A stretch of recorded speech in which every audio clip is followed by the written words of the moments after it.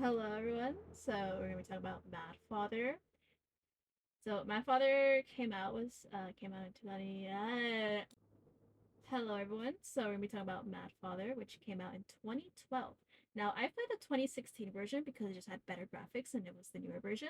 So I played that one. It's available on Steam if you want to play and check it out. So Mad Father is an indie adventure puzzle horror game. Now it's not too scary. It does have some, scary frightenings here and there, but it's not too scary where you can't even play the game. Now, I really enjoyed the game. I think it's really fun. I really recommend it. I'll be talking about spoilers, so if you haven't played it, if you haven't seen anyone play it, just beware there are spoilers coming up. Now, you play as Aya, the main character, around 11 years old. She wakes up in a mansion and there's ghosts. Now you don't know where your dad is.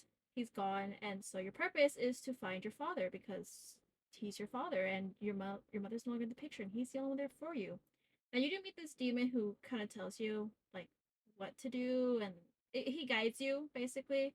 Because I don't think an 11-year-old can possibly guide herself throughout the mansion or give herself missions in general. So there's ghosts everywhere, and you're supposed to avoid them as much as possible because there are some ghosts that will come and attack you. They're not friendly. I kid you not, they're not friendly. They will attack you. And there are also some ghosts that just don't care about you at all. But you do have to help them if you want to proceed in some puzzles. Because they either drop something once they leave after getting what you give them, or they'll give you something after you give them what they want. Now, what surprised me the most is Aya is like, I think 11 years old, and she's not scared one bit, especially with going through a bunch of weird rooms that look scary as heck in a mansion. I kid you not.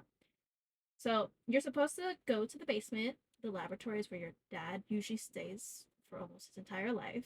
And you're supposed to find him. And once you finally get there after solving a couple of puzzles that was confusing in the beginning, I struggled a lot until I got used to how the game's played. Once you make it down the basement, it's a bit of a disaster. The things are broken, stuff are on the floor, and your dad's not there. But there is a door that you can enter that takes you deeper into the basement, and there's so much more to look at. And kind of realize how crazy her dad is. Now, after finally completing a whole bunch of puzzles and getting to where you're supposed to get to, which is saving your father because he got kidnapped by ghosts apparently. It's kind of crazy, but he did. And once you finally make it to this really cool portal where the demon kind of tells you you have a choice. Gives you this little bottle of like cleansing magic to cleanse your enemy of whoever stole your father. So you enter the portal, and the person who created all this chaos was actually Aya's mother. She is the main reason as to why this is all happening.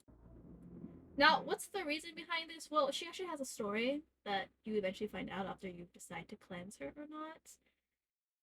Actually, no, you have to cleanse her in order to learn the story, of course. So this is where it branches off into two endings: the good ending and the bad ending. Well, you're not getting the good ending immediately. You have to work your way to the good ending. But if you want that good ending, you have to save your dad, which means you have to cleanse your mom for her to go bye bye. If you don't cleanse and you decide to be like, you know what, take him away. You know, your mom, she takes him away, and you get that bad ending. So when you do cleanse your mom, she ends up disappearing, and her memories before she died ends up going to whoever is in that area. So it's you, her father, aka Aya's father, and his lover. I don't know what she's doing there, but she's doing there. She's just there because she loves him. Okay, so she's there, and you learn the backstory as to why this is all happening. And it's actually a pretty sad backstory. Not much of a backstory, just a little scene. But what happened was the mother, she overheard what her husband was talking about towards his lover Maria, in which she finds out that he wants to turn his daughter into a doll, a living doll, just so he can preserve her beauty, which is kind of creepy. But that's what he wants to do. Now, what I thought was so dumb of Aya's mother was that she decided to confront her husband and tell him, no, I don't want you touching my daughter and turning her into a doll. And because of that, I am going to run away with her. And the father, obviously, he wasn't so happy about that. He got upset and he decides to murder her. which I don't know why she could have just, dip with the daughter and be like, haha, in secret. But she didn't do that. So everyone wakes up after witnessing that terrible scene, obviously witnessed it, and now she knows that her father's crazy, and the crazy father knows that his daughter knows. So now he doesn't want her running away. So this is where a chase scene begins. So your father's chasing you with a chainsaw. Where'd he get that chainsaw? I don't know. But he's chasing after you, and you're running for your life because you don't want to be turned into a doll. If you get caught, you get a bad ending, so don't get caught. Because you're gonna get turned into a doll, and you don't want to be a doll. It's kind of creepy. The ending's really weird. Oof. But once you run, you get to a dead end.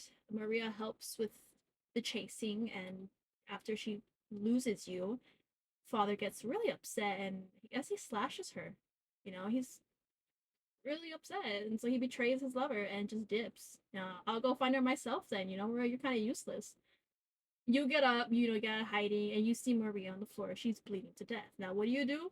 I mean, if it was me, I would have left her because she was the lover of my father, and he was kind of cheating on her, on my mom with her. Like I would have done it, but I mean, it's up to you, really, if you want to save Maria or not. If you want the good ending, though, you have to save her. So you can't be petty. If you don't save her, you're gonna get that bad ending, and I'll tell you why. Because after you save Maria, you pick her up. You two are traveling towards the exit, and she falls down because she's too weak. She's losing too much blood. Okay, like she patched her up a bit, but it's you're not a doctor. Okay, so you're leaving the exit. You get tripped by like little creepy dolls. They don't want you to run away because they kind of want to bring you with them. One of us. Father comes out of nowhere, and as he's about to slash you or just cut off your legs so you don't run away, Maria comes and saves the day. She throws scalpels, and I don't know where she trained to throw them, but she somehow trained. I don't know how. I don't know who trained her. And she saves you. See, like, had you not saved Maria, you would have been turned into a doll. He would have grabbed you, legs gone, have like a really nice, long, pretty dress, and set you down on the throne with a bunch of dolls around you, and you would have been alive. You would know what's happening around you because you're not dead. You're just a doll that can still listen and hear. And like, oh, it's weird. That's weird. So Maria saves you, and you two leave. You dip after the father dies because of a boy named Roman. Ended him. And you leave Fiery Mansion. You're all good. You two all good. Safe and sound. Now, the person I'm drawing here is Robin. He is Aya's adopted brother. In the beginning, he does ask you to run away with him. Actually, no, he doesn't get the chance to because Aya gets scared when she sees him because he's missing an eyeball. Henceforth, like the bandages around his eye. She gets scared. Okay, so you don't get to run away. But he does watch over you. You don't see him though. He's like a really, really side character that you don't see a lot or you rarely see. Though you do interact with him at the very end of the game where you're about to leave the mansion. So, Robin, he is an orphan that you can say got adopted by Aya's father, because he likes to go out and pick up orphans from the streets and use them as experiments, and Robin just so happened to be one of those experiments. And his role was to protect his younger sister, right? Aya's father told him like, "This is gonna be your little sister over there. She's playing in the garden, but she's gonna be your little sister. So be a good big brother and protect her." But he never interacted with her personally when they were kids, so Aya doesn't even know who the heck he is. Now, Robin, at the very end, I think he's the one who ends Aya's father when he's like struggling to live because Maria's little scalpels are still in him, and he tells them to just those two just go away, run away, just don't ever come back. Now, it was kind of sad because I honestly thought Robin was a ghost.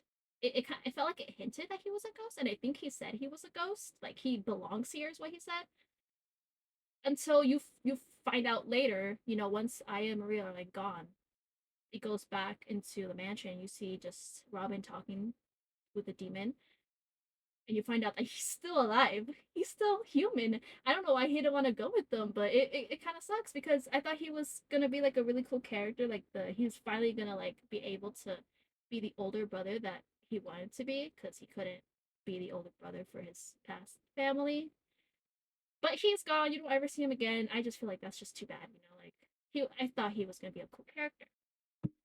Now, what happens at the end of the story? Because you do get to see what happens to Maria and Aya. They end up opening like a little hospital at the very end of I don't know. It's like they're in a forest. They're in a random forest. They have a hospital. They accept guests from who knows where if they're injured or not.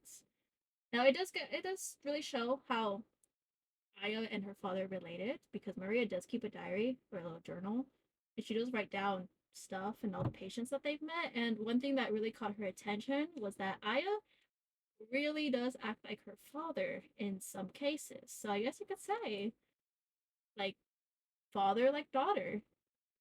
And if you're interested in looking at the finished picture, separate them together at the very end, if you know what you're interested in, I do have a Twitter that you could look at. I do post all the drawings that I do here on YouTube onto them. So if you're just, curious and just want to check it out, there is a Twitter for you to look at. Just a reminder.